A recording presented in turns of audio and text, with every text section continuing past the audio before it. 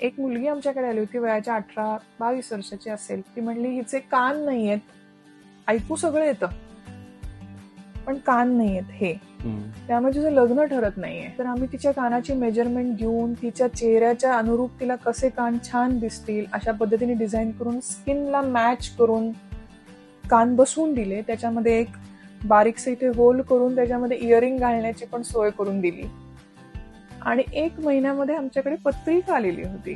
This is the acceptance की मुलीमध्ये काहीच problem नाहीये रे.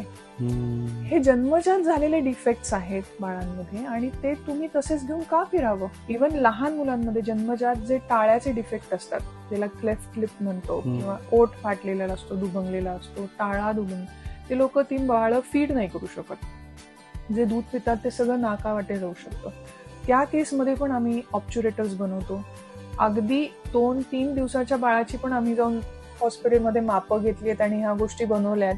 त्यांनी त्या बाळाच्या फिडिंगमध्ये इतका प्रचंड फरक पडतो आणि ते इतकं फटाफट वेट गेन करतं, अदरवाईज फीडच होऊ शकत नाही ते बाळ.